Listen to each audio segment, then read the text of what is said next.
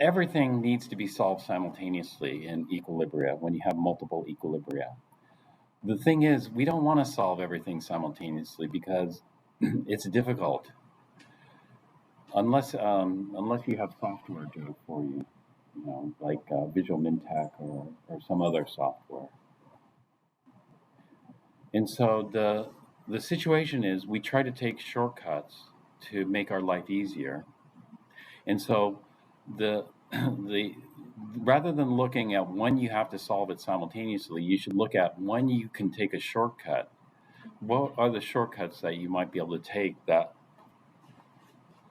means that you don't have to solve it simultaneously? And so what were the scenarios where you don't have to solve it simultaneously, thus saving you a lot of work and a lot of headache? Yeah, so when we do it stepwise and it doesn't perturb the previous step, then we can do it simultaneously. And so you try to do that problem stepwise and then see if you can do it. I mean, the thing is, you first you try stepwise, and if that works, that's great. Yeah. Have you tried that one stepwise? And then if you're successful, then you don't have to worry about simultaneous. Yeah. But if you tried stepwise and you get nowhere because there's too many equilibria going on, or you know, there's another trick that you can do, but this is in chapter 18. Rather than attempting stepwise, you can attempt to do what? What was the new method? The combined method. And so that was the other one. If you try the combined method and it is it works, then that saves you. But that's it. And so must be solved simultaneously because you can't do it any other way. And so what you could do is you could just jot it down, there, and then see, are you going to get some kind of answer? Can you do it stepwise? You know, if one of those was a strong acid, and a weak base, we've been doing those stepwise. All the titration problems, step one, step I, step one, step two, can you do that one like that? And the answer is no, you can't, because V is not, K is not very large, B large or BBV large or BB large. You'd have to figure that one out. You should know, because you should know that the K for strong acids is, and strong bases is, and everything else is not. Is acetic acid a strong acid? So you should know that K, but it's an acid-base reaction. So you could figure it out. People have figured it out. I've given that problem on tests. People have figured out what K is for that particular reaction. You can. It's a combination of Ka for acetic acid combined with Kb for ammonia. And then if you combine those two, then you can get the reaction. And then you multiply the two Ks. You can actually solve for K for this. It's a chapter 15 style problem. So if you ask me what K is, I tell you the calculator. You should know it, or you should be able to figure it out. That's what I would tell you if this came on a test. Yeah. And so you try to figure it out. I mean, they're different. What are all the ways of getting K, determining K? And so we talked about some of them, but it was kind of added on to because of thermo. We can calculate it by a thermo too. But for that, if you have the K and the KB data, you should be able to figure it out. But even when you get the K, then you get the equilibrium. How do you get the hydronium and hydroxide? And so you start digging deeper into it, and then you can see, well, I'm going to get stuck. Eventually, you're going to get to a point where you're going to get stuck, and you'll have to solve it simultaneously. You can't do it stepwise. And we hadn't talked about combined, and combined wouldn't work either. Okay.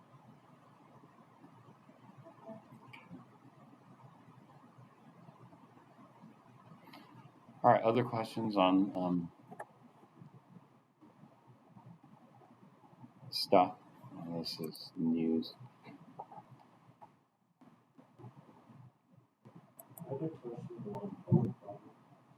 Okay. Number 48.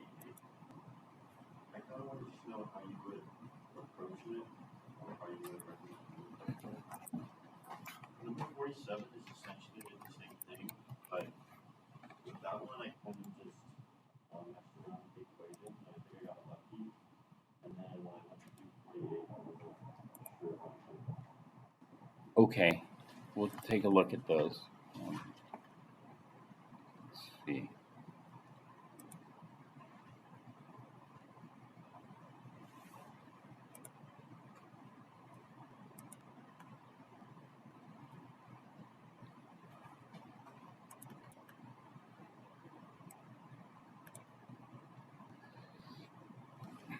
In the titration of 25.00 milliliters of 0.100 molar acetic acid, calculate the number of milliliters of 0.200 molar sodium hydroxide that must be added to reach the pH of A 385, B 525, C 1120. Hint, solve an algebraic equation in which the number of milliliters is X, which reactant is in excess at each pH. I don't need like a full solution, but just like getting the equations together. Yeah. Okay.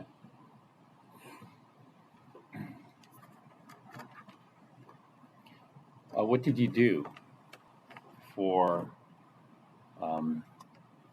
47? I used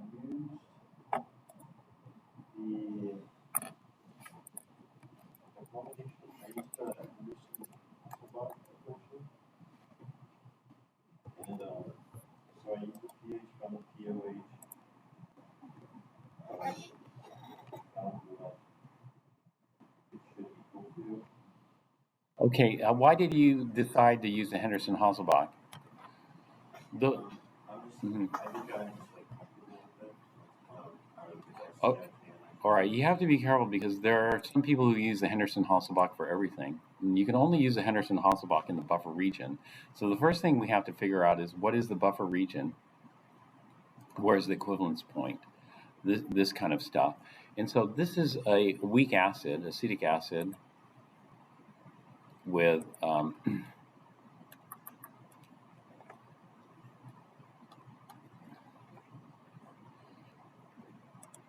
strong base.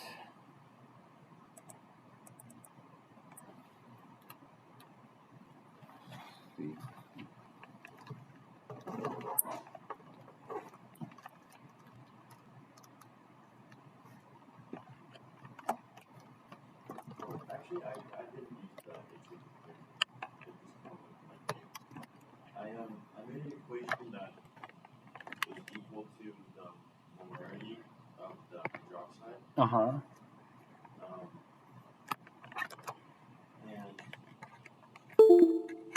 And then I kind of simplified it. I think some in my head is Well, all right. Well, I'll tell you what. The first thing I'd do is I'd figure out just the general features of the titration curve. And so if we're looking at acetic acid plus sodium hydroxide, and the acetic acid is 0.100 molar, and the sodium hydroxide was double that, 0.200 molar, I think. And how many milliliters of acetic acid did we have? We can take a look here. 25 milliliters of acetic acid.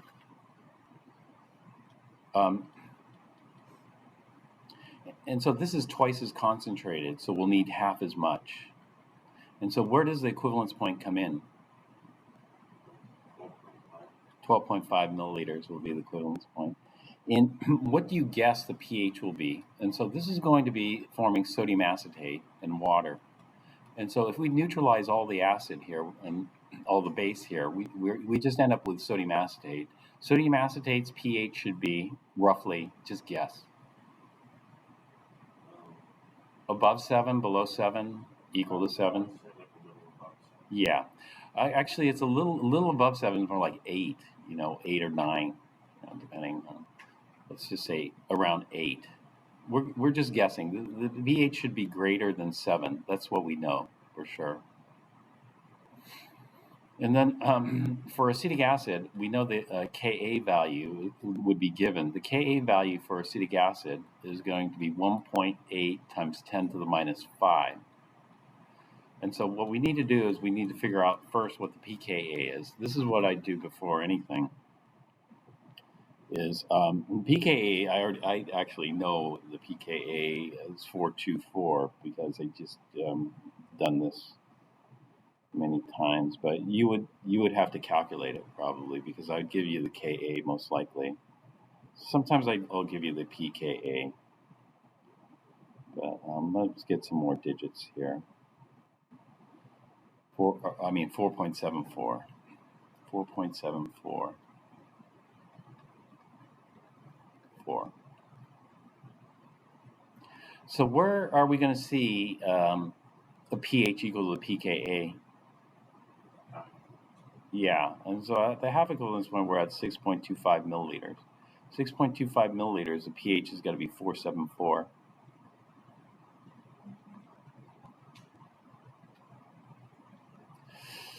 And then at the 1/11th equivalence point, what is the pH?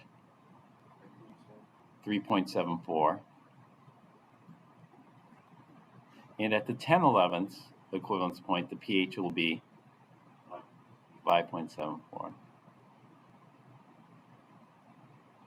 And so we see the buffer region is going to be something like this.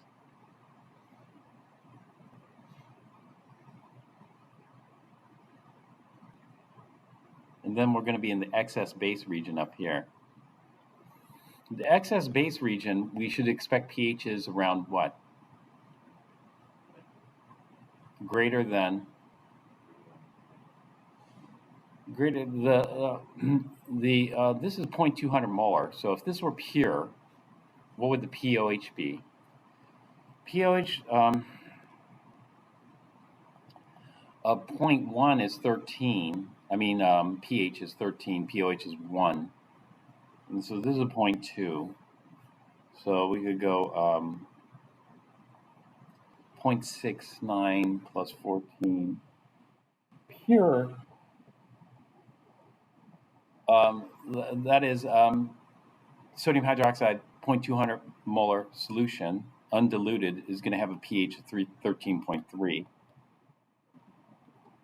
And so this is going to go up to 13.3 slowly. But when we're in the excess base region, we expect the pHs like greater than 10, something like that. Greater than 9. 9, 10. Should go 11, 12. Eventually hit 13 at infinite sodium hydroxide here. We need this so that we can plan what we got to do here. 385. Okay, so 385 would be in what region? Yeah. So if we're to take a guess, it's going to be, I don't know, a couple of milliliters, maybe. So, but it's in the HH buffer region.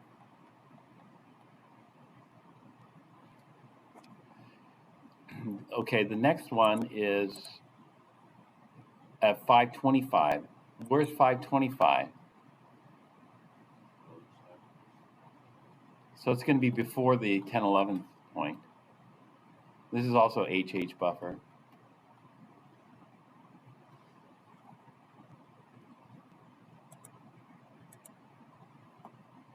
$11.10. Yeah, that's going to be past. Probably just a little past equivalence point. Maybe here. Well, since there's a pretty steep rise. This is going to kind of plateau 11, 12, because of solution dilution. So these two we handle the same. This one we handle differently. These two we could take a shortcut, and that's a HH buffer. We don't have to take the shortcut, though. We could figure it out without doing it. We do it the same way we do this one. So you could use the HH buffer equation for these two, but not this one. When you use it though, what equation I know what they have to do with the complicated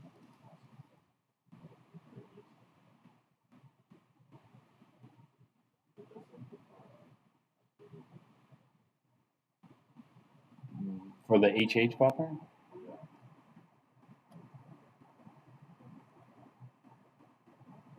You have to know the pH is equal to the pKa. Maybe this is the reason why they do.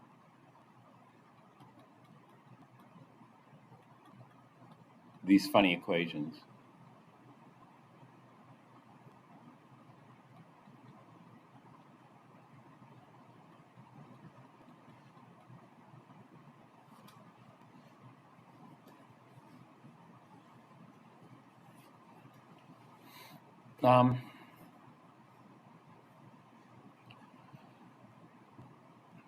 You have to know about this ratio.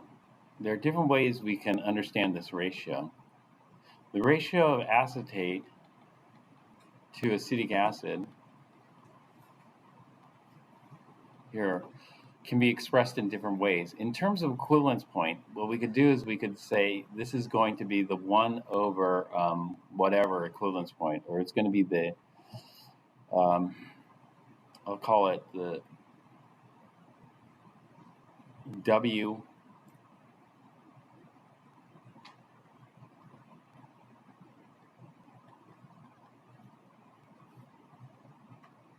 and so like, for example, W could be 1/2.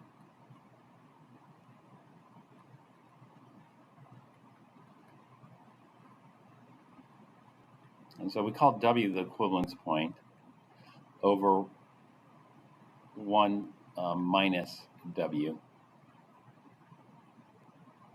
This is how much remains. So if we neutralize 0 of it, this would be 0, but this equation would fail. You know, we'd have to have a buffer. But let's say we neutralize half of it, and so W is 1/2. Then 1 minus W is 1/2. And so we've neutralized half of it.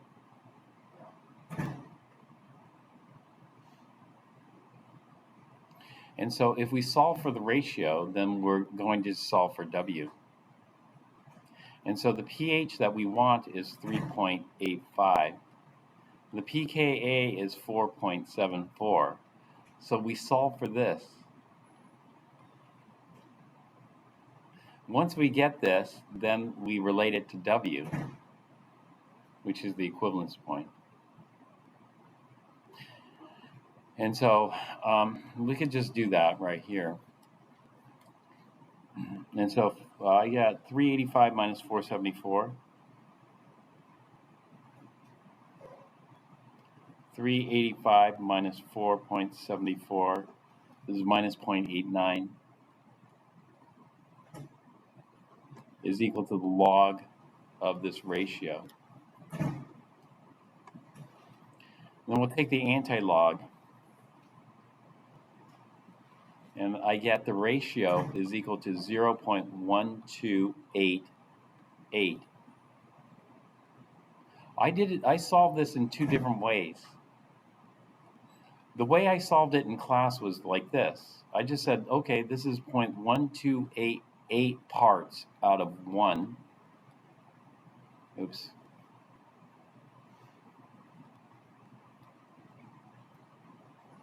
1.288 parts of base out of 1 part acid. And then I said, well, okay, that means I've neutralized 0.1288 parts out of 1.1288 parts. And then therefore I have 1 part out of 1.1288 parts left over. And then I called this the equivalence point. And then what I did from there was I just took the equivalence point and I said, okay, if I'm at the 1.1288 out of 1.1288 out of the total is 12.5 milliliters. to 4 sig figs.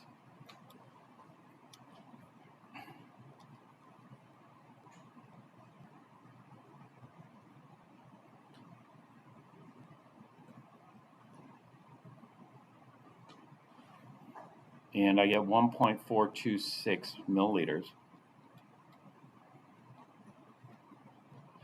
And so 385 is going to come out 1.426 milliliters.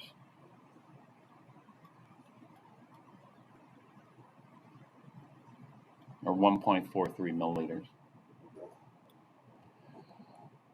Your book comes up with another equation. So alternatively, you could do it like this. The ratio is equal to W over 1 minus W, and then solve for W.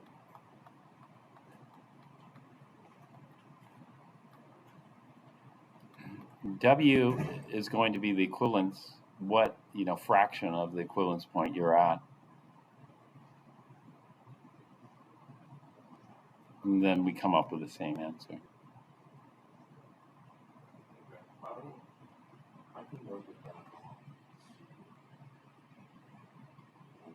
We just need to relate the acid-base ratio to the equivalence point. And the acid-base ratio can be related to the equivalence point because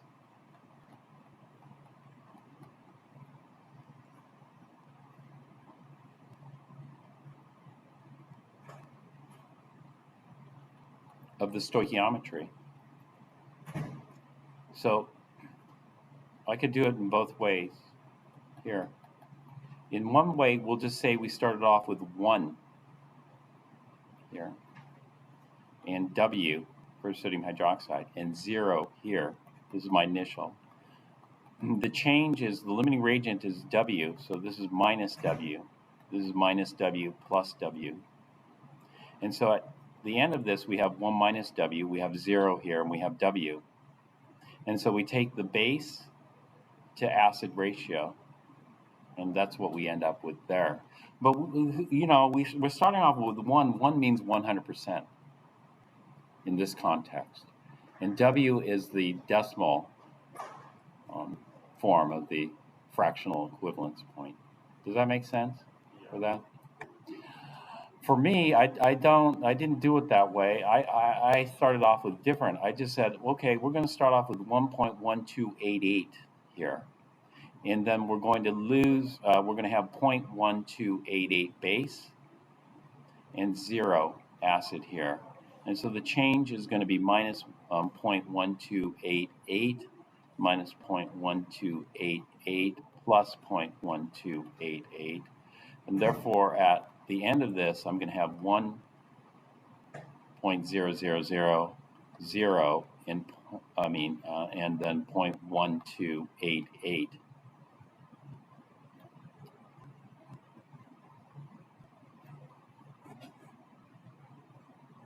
Did I get that right? Yeah. And so this is how I end up with the ratio 0.1288 over 1. 0.1288 over 1 corresponds to this ratio here. So all I'm doing is I'm trying to relate the ratio of the acid base at the end of this to how much was neutralized in the ice table. Does that make sense? Or not? Yeah. Or just either do it the black way or the green way. Either way. If you're in the Henderson-Hasselbalch, what we need to figure out what the equivalence point is, what the fractional equivalence point or the decimal equivalence point is, so that we can multiply by the total to get how many milliliters we have. And this only works in the HH buffer region here. Past the HH buffer region, you have to do the ice table, work forward and backward, where we did plus Z, did the solution dilution, etc. And so we'd have to do that here.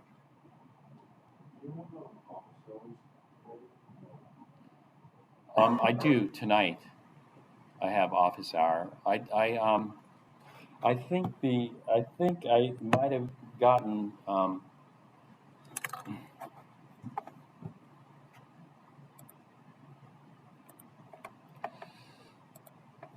I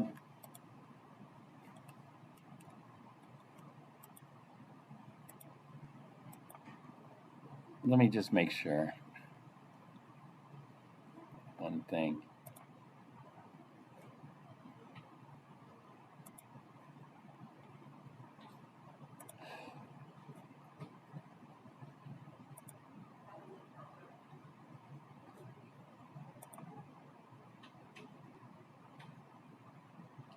All right. Yeah. It's going to be WebEx with the link. So it wasn't working last week, but it said I wasn't authorized. So I went to check why I was not authorized to use WebEx. And then they cleared it, and so it's working now. Zoom, I don't know what's going on with Zoom.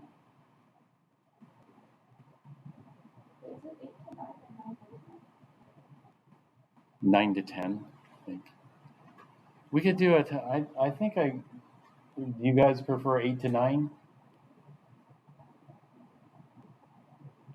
I think I could do 8 to 9.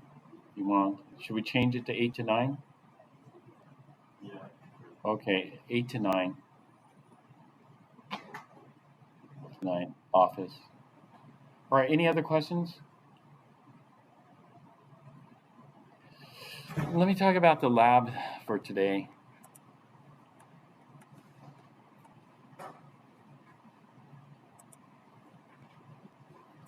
Kinetics is discussed in chapter 20. And when we want to understand chemical reactions, one, we want to know the driving force, and two, we also like to have an idea about the kinetics. Because the thermodynamic driving force, sometimes you can get an idea of how fast the reaction will take place. But some of the reactions are extremely slow. And so we want to understand why some reactions are slow and some reactions are fast, even though both have the driving force. One reaction that's extremely slow is the conversion of diamond to graphite. Graphite's more thermodynamically stable. So when we look at delta G, the delta G for conversion of graphite into diamond is positive, whereas the delta G for converting diamond into graphite is negative. And so negative delta G means there's a driving force. So what we expect to see is that diamonds will decompose into graphite. But nobody has to worry about diamonds decomposing into graphite because it's slow. And it's not going to happen, basically. And so we call that kinetic stability. And we call a graphite the thermodynamically stable form of carbon, and we call diamond the metastable form of diamond. Metastable means it's kinetically stable. It's not going to decompose. We see examples of this all the time. So, for example, I know that methane combined with oxygen to form CO2 and water is highly favorable thermodynamically, but it's slow. So if I open this valve here, I don't have to worry about a big fire or an explosion immediately. Because if I open the valve here, I feel pretty safe. A little bit of methane gets in the room, I don't have a fire. Why? Well, that's because it's metastable at room temperature. I need a little bit of heat. A little bit of heat will speed things up, and then the reaction can take off from there. And so the same thing, diamond would need some heat or something else to help it decompose into it. And so there's a lot of metastable things. There's things that aren't metastable. At UCLA, there was a big accident where one of the workers, and it's a pretty sad story because this person had just graduated college and was working at UCLA in one of the laboratories, but they were working with a pyrophoric material, and pyrophoric material doesn't need any heat or any temperature. Once it's exposed to air, it immediately combusts. And so you can't expose it to air, otherwise you're going to have potentially gigantic fire, depending on how much stuff. And this person was filling a large syringe. And when you use a syringe, you only want to use it maybe a quarter of the capacity or half of the capacity, but not at full capacity because the plunger can easily come out. and other stuff can happen, and it can leak out the tip. Well, unfortunately, what happened was the pyrophoric material started leaking out the tip of the syringe. And what people do is when they work with air-sensitive materials, they put what's called a rubber septum on the top of their glassware, and then they stick a needle in there, and 2 needles. One needle they purge, usually with nitrogen, and then there's an exit needle. So they purge the air in here out and fill it with nitrogen, dried nitrogen. And then they remove the needles, and then the rubber provides a decent enough seal. And then they inject the syringe in there to withdraw the liquid. And they withdrew too much liquid for the particular syringe. And so it started spilling out the tip, and I guess it immediately caught on fire. And then there was a big fire, and unfortunately they were wearing a sweater, and the sweater was flammable, and they suffered severe burns. But I think the burns were too severe, so I think in a couple of weeks later, unfortunately, the student, or not the student, the worker passed away. So, so there's changes. Like at UCLA, you have to wear a cotton lab coat, like 100% cotton, no synthetics. And the 100% cotton is more resistant to combustion.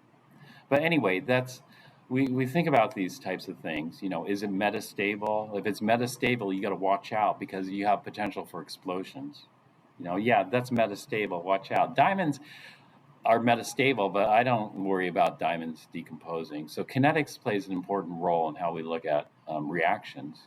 We are always thinking about kinetics, you know, and driving force and this type of stuff. So, to understand kinetics, we're just going to look at it empirically first. You know, so what we're going to do is we're going to look at this reaction here. This reaction is easy to look at because we're going to use crystal violet, and one of the key physical properties of crystal violet is its color. Hence the name crystal violet. It's got a beautiful violet color. And so this is a crystal violet here. And how do we see this violet color? So one of the things is the violet can come from, the violet color of crystal violet can come from different mechanisms or modes. When something appears colored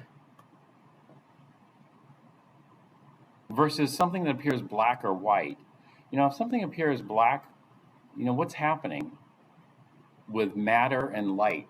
You know, matter and light are interacting. And so if something appears black, what is the matter doing with the light? Absorbing it all. And then if something appears white or colorless, then it's, yeah, reflecting. Could be mirrored too. And so if something appears violet, what's going on there?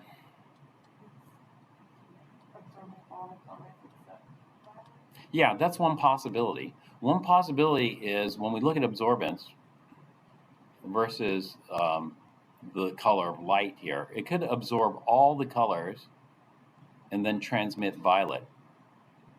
And so it's removing all these colors. So crystal violet could be doing that.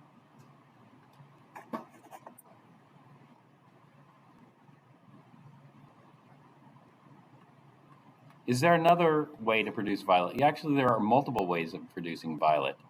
What are some other ways of producing violet color?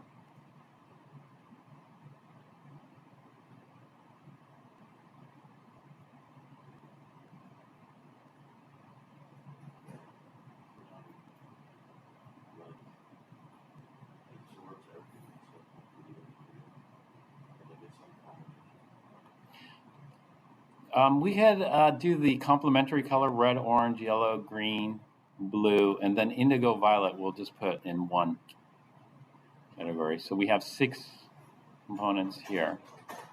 So the alternative is if it absorbs,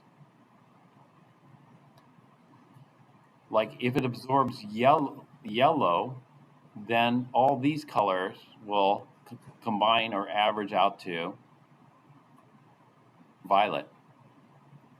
And so yellow here. So if we have an absorbance in yellow, then the remaining colors will appear violet combined. Or we could absorb green-orange. If we absorb green-orange, it could appear violet. And so we could have a combination of things, etc. If we absorb more than red, would that make it look yellow? Yeah, should make it look yellow. Or a combination, different things.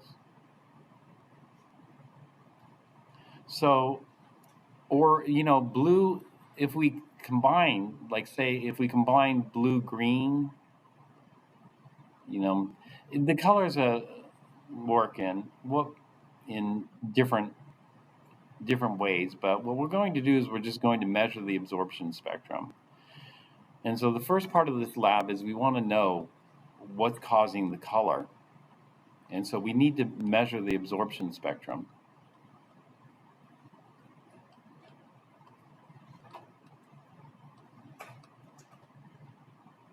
You guys have used these before, right?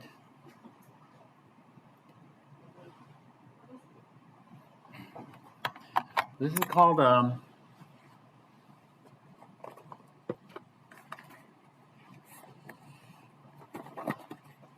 SpectroVis Plus, and this is a visible UV vis spectrometer. And so it measures a little bit of UV and the entire visible spectrum, and a little bit of IR. So you could call it, this is called a visible spectrometer, which catches a little bit of the IR and a little bit of the UV. And do you guys recall what these are called? Not a prism. It starts with a C.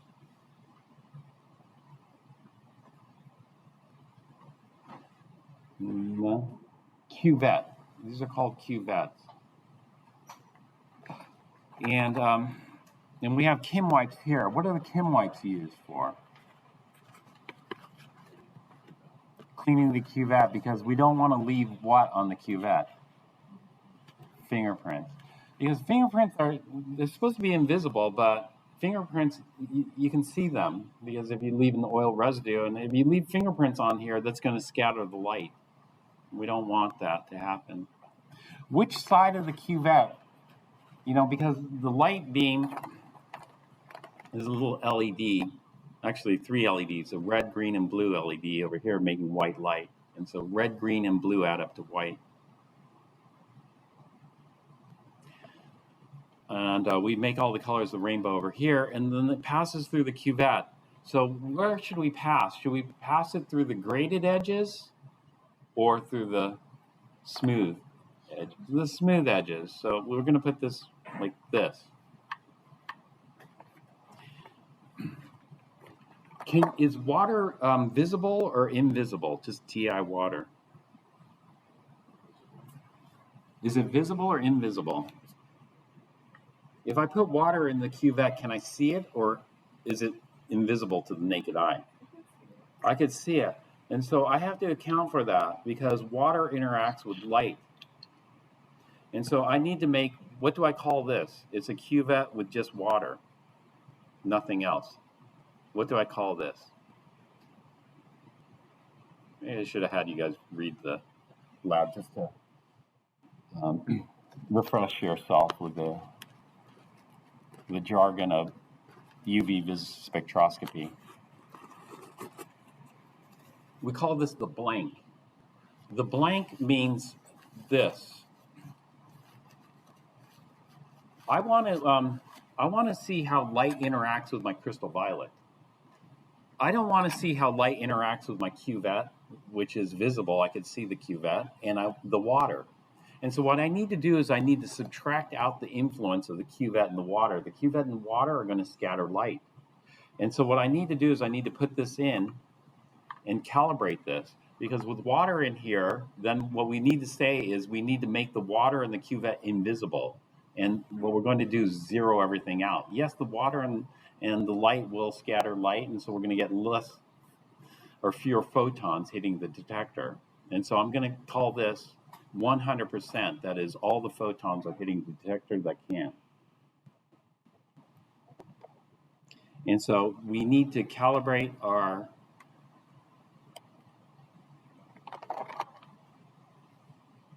and then I'm going to keep this as the blank. And then I'm going to run a sample of this crystal violet.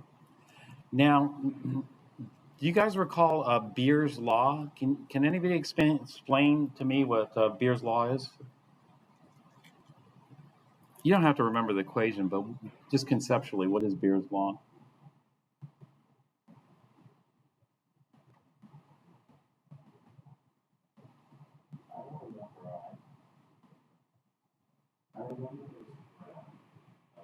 The Beer's law plot, right? Okay.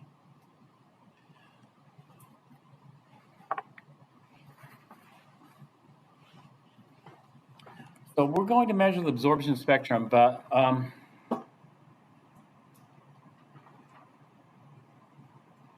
when we measure the absorption spectrum, we try to keep the absorbance readings below about 1. Because absorbance readings above 1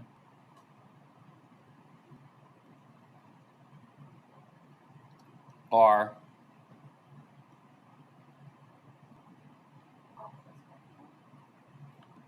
so the absorbance is going to go from 0 to 1. Right now, the blank is going to show 0 absorbance because it shouldn't absorb any light. We compensated for it. We calibrated it out, right? Now we put the crystal violet in there. And from Beer's law, actually, let's go ahead and just do this.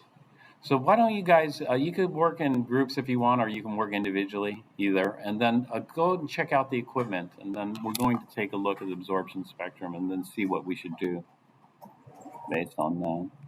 So hopefully she's there. Back.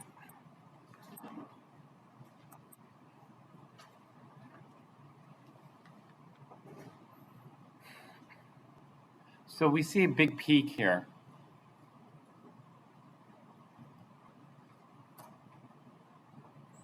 We'll call that lambda max.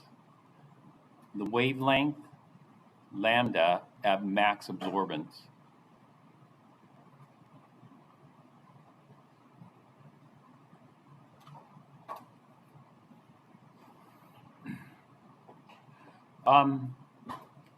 If you let's do a 1 to 2 dilution. If we did a 1 to 2 dilution, then we're going to have half as many molecules absorbing. So we should absorb half as many photons, right?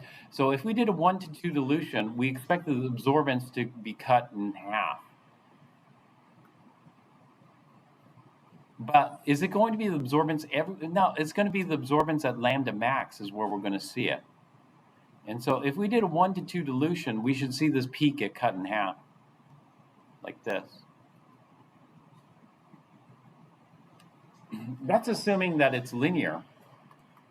Unfortunately, what happens with Beer's law is linear between about 0 and 1.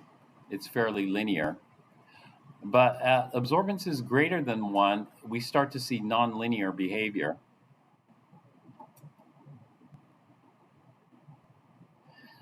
And so one way to understand the linear behavior is this. The linear behavior is, let's say I start off with this and I double the concentration. If I double the concentration, I double the absorbance. If I triple the concentration, I triple the absorbance. And so Beer's law should be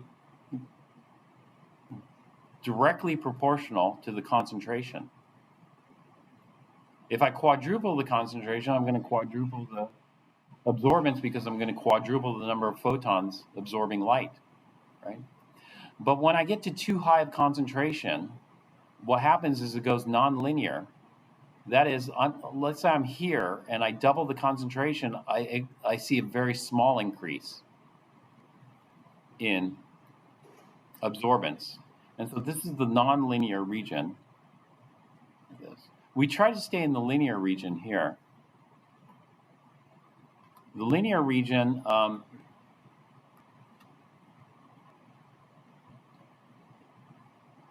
you could use the nonlinear region, and in modern spectrometers, they can use this nonlinear region also.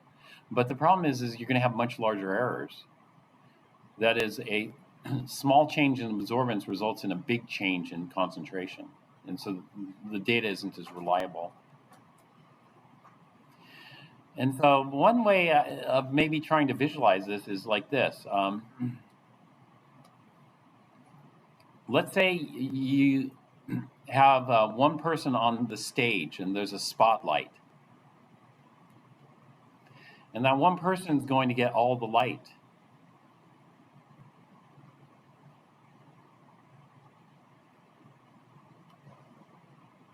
Coming down.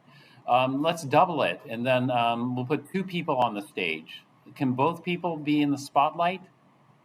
Or, well, depends on how big the spotlight is, but let's say the spotlight's plenty big enough. And so if we put two people on the stage, both of them can be on the in the spotlight, right? But if we keep adding more and more people, what's going to happen? Well, yeah, there's not enough spotlight, and some people are going to be in the shadow of other people. Well, if they're in the shadow, are they going to absorb as many photons? No, so we could double the number of people, and we aren't going to double the number of and so this is nonlinear. We want to stay out of this nonlinear region. We want to be in the linear region here. And therefore, we want to keep the absorbances 1 or lower. Because when we get to 1.2, 1.3, we're clearly in the nonlinear region. This is going to go to about 2 at infinity.